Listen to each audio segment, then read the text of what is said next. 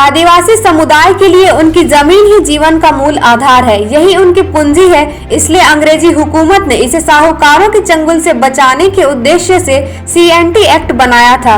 यह 1908 में बना था, लेकिन आदिवासियों की जमीन के हस्तांतरण पर रोक के लिए यह एक्ट बहुत कारगर रहा।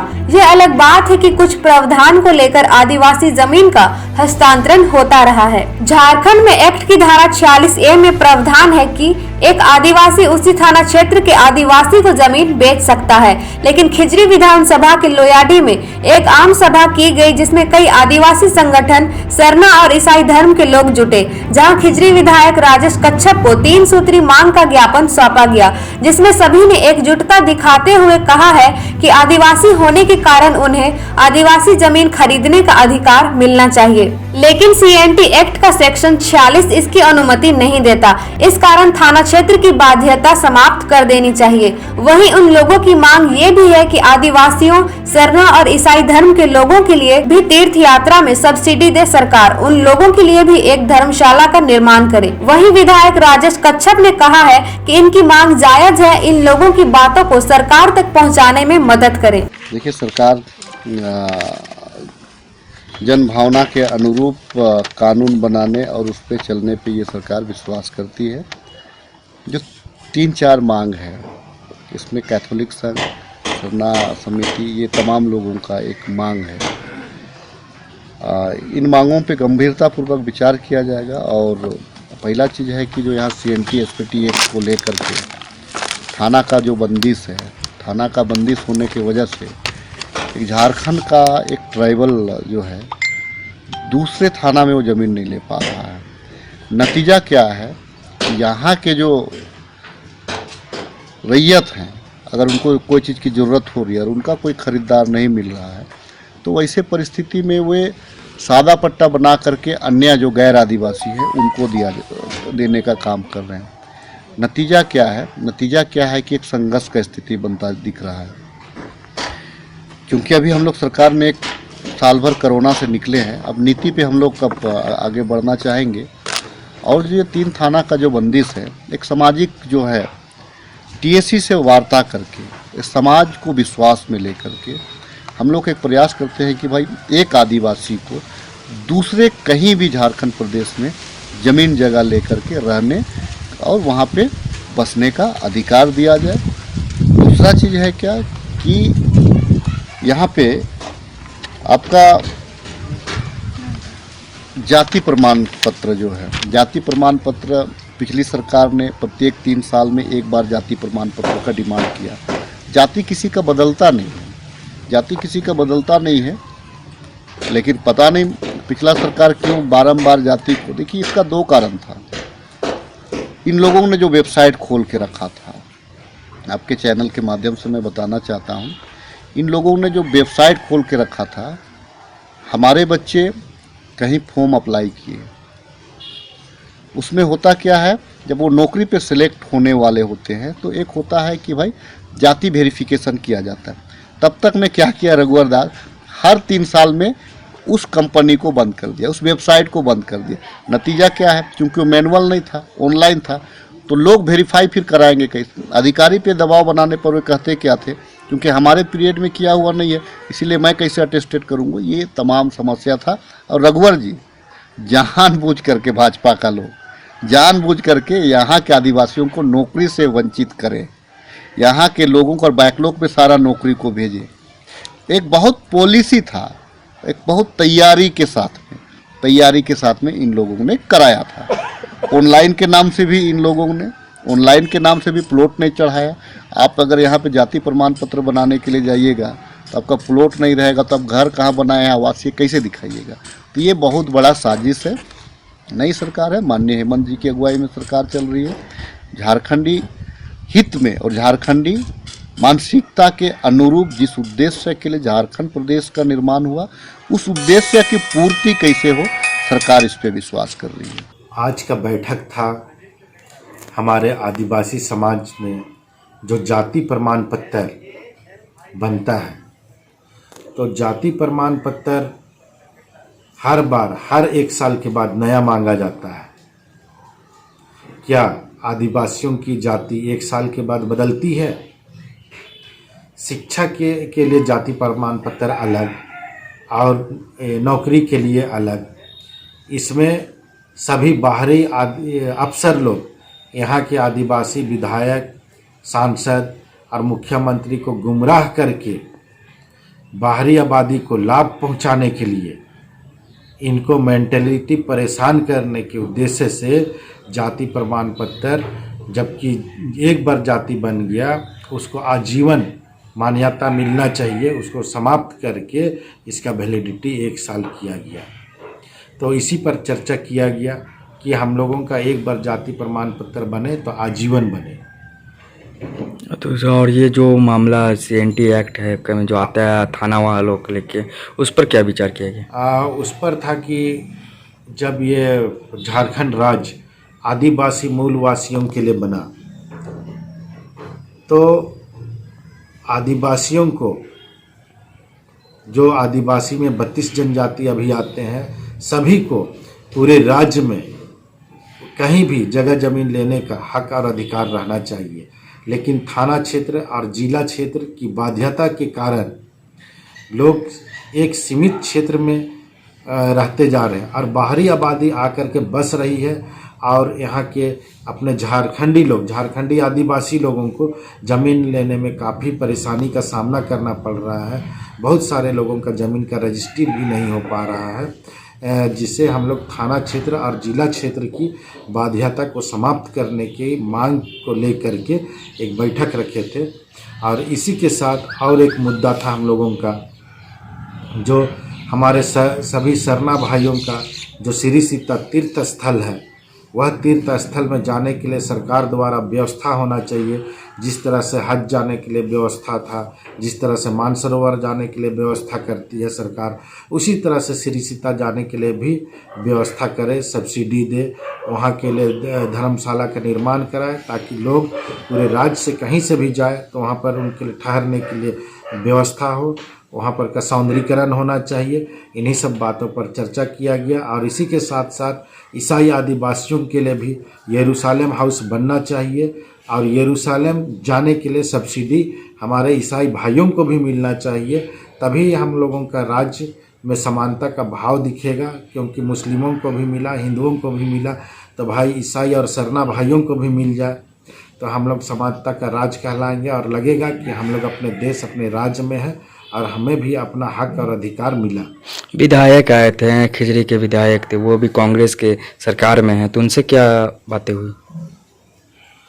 उन्हें हम लोग ज्ञापन सौंपे, हम लोगों का जो ये 3 मांग था उसे दिए और अवगत कराए कि हमारे आदिवासी समाज में क्या क्या समस्या है, उसे उन्हें अवगत कराया गया और मांग कराया गया कि आप TSC से पारित कराइए और विधानसभा में बात उठाइए, इसके साथ ही कैबिनेट से पारित करा के जल्द से जल्द यह नियमावली बनाइए ताकि हमारे झारखंड के आदिवासियों को जल्द से जल्द अधिक से अधिक लाभ पहुंच सके।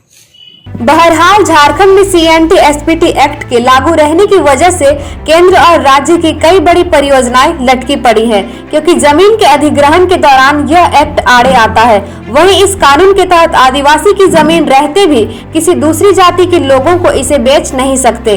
दूसरी तरफ बैंक भी ऐसी जमीनों पर लोन देने से कतराते हैं। साथ ही CNT एक्ट के कानून को रहते हुए भी शहरी क्षेत्र में भारी मात्रा में गैर आदिवासी जमीन की खरीद बिक्री की जा रही है। गैर आदिवासियों के द्वारा लोगों के बीच में आदिवासियों को थाना बाधित होने से रजिस्ट्री होने में काफी दिक्कतों का सामना करना पड़ता है, जिसके बाद आदिवासी, सरना और ईसाई धर्म के लोगों ने एक आम सभा कर खिजरी विधायक को 3 सूत्री मांग का ज्ञापन सौंपा। ये बिल्कुल आज की जो बैठक थी, जो आदिवासी हित के लिए हम लोग बैठे हैं, इस कारण कि झारखंड आदिवासियों का क्षेत्र है, आदिवासी बहुल प्रदेश होने के कारण, लेकिन वो सुख सुविधा, हम मौलिक सुविधा हम लोगों को नहीं मिल रहा है जो कि बाहरियों को मिल रहा है। लेकिन आज के समय में हम लोगों को झारखंड वासी यानी कि झारखंड के कोई भी आदिवासी कहीं भी जमीन ले सकते हैं। थाना बाध्यता क्षेत्र को एकदम हटाया जाए, क्योंकि हमारे लोग हैं, झारखंड के लोग हैं, कहीं भी बस सकते हैं। सबसे पहला बिंदु पे हम लोग बात करते हैं। दूसरा है कि जाति आवासीय का जो प्रॉब्लम आ रहा है अभी जाति का, उसके संदर्भ में कहना है कि जो पिछले सरकार द्वारा जो 2-3 गलतियां हुई है उनसे, जो नीति निर्धारण में आदिवासियों के लिए, तो उसमें देखा जा रहा है कि पहले आपका जाति जो कि आपका 1 साल में रिन्यूअल होना है ना, बराबर जाति किसी का बदलता नहीं है। तो वो हम लोगों को एक सोच है कि एक नीति बने कि हमारा जाति एक बार बने, और दूसरी है कि इसमें स्कूल या तो इस शिक्षा के लिए अलग जाति होता है और आपका नौकरी के लिए अलग होता है, तो उसको एक ही जाति में, जाति क्योंकि बदलता नहीं है तो एक ही जाति में हम लोग बना सकते हैं उससे से। और दूसरी है कि आपका उसी पिछली सरकार में ही ओबीसी के लिए एक दिया गया था कि वो 3 साल, इसी में 1 साल का प्रावधान जो आया था वो ओबीसी के लिए भी आया था। चूंकि ओबीसी विधायक ने हल्ला बोल किया और उनका जो एक सोच था कि जाति एक बार बनता है तो उनका नियमित हो गया एक बार बनने से, और हम लोगों का, आदिवासी लोगों का 1-1 साल में बनना है। तो इसको हम लोग सुधार चाहते हैं ये सरकार से। और तीसरा जो पॉइंट है, यरूशलेम जाने के लिए आपका जो एक यात्रा भत्ता हम लोगों को जो ख्रिस्तिया भाई है उनको मिलना चाहिए, वैसे ही सीरा शीता जाने के लिए जो हमारे शरणा भाई, धर्मावलंबी भाई बहन हैं, उनको मिलना चाहिए। क्योंकि हज हाउस के लिए भी अगर सरकार पैसा दे रही है तो सबके लिए हम लोग चाहते हैं कि एक तरह का कानून बनाया जाए, सबके धर्म का सम्मान हो। और चूंकि ये सरकार आदिवासी मूलवासी समाज के लिए के तर्ज पे आई है, तो हम लोगों के लिए आशा है कि कुछ करेगी, इसलिए हम लोग यहाँ विचार बना के बैठे हैं। और इस सरकार से हमारी जो डिमांड है, हम लोग चाहते हैं सरकार हमारी बातों को सुने और उसे पूर्ण करने की कोशिश करे।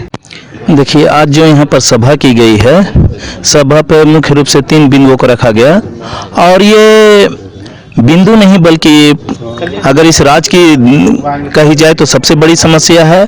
और इस राज्य की विडंबना रही है, यहाँ लोगों की विडंबना रही है कि यहाँ पर 20 वर्ष से अधिक बीत चुके हैं, लेकिन अभी तक ऐसी कोई नियमावली नहीं बनी है जिससे कि राज्यवासियों को, और ख़ास तौर पर यहाँ के जो आदिवासी हैं, उनके लिए कुछ भी नहीं बदला है, ज्यों की त्यों स्थिति बनी हुई है।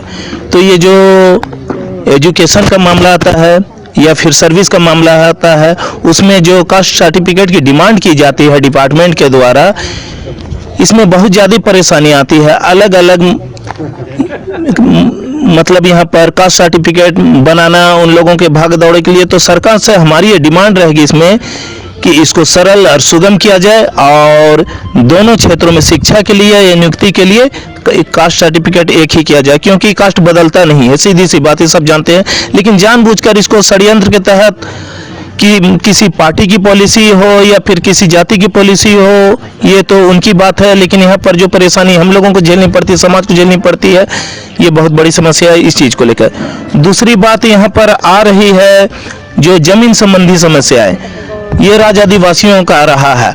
आप देखेंगे यहाँ की माटी को और इस राज्य को अपने खून से सींचने वाले बिरसा मुंडा ने इतनी बड़ी आंदोलन की, अपनी शहादत दी, लेकिन आज उसके ही राज्य में उन्हीं लोगों को जमीन से बेदखल किया जाता है और यहाँ पर उनकी जमीनें छीनी भी जाती है।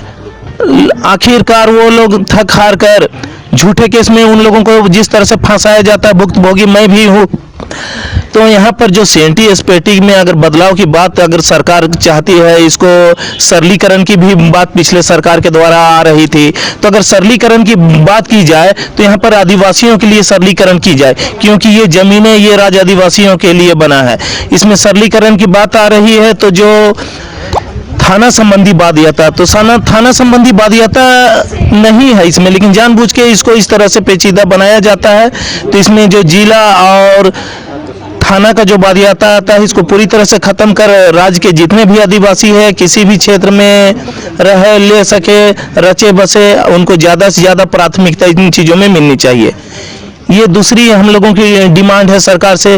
और तीसरी डिमांड है कि धर्म पर, तो यहाँ जो समाज में सर्वधर्म को समान रूप से यहाँ पर देखा जाए और उन्हें सारी सुख सुविधा दिया जाए।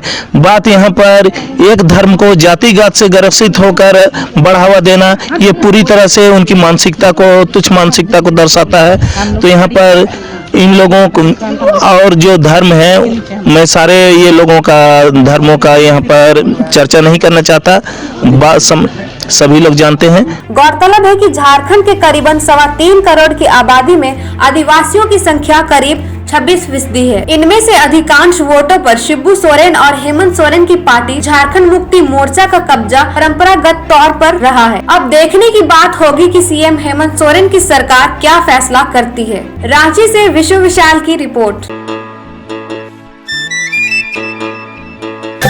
कर्जा में डूबल है किसान, जानत रहे हर इंसान, बंद रहे हर जबान, चुप रहे हर इंसान। कृषि मंत्री राह दिखाले, 50,000 कर जा, 1 रुपया में माफ करा ले।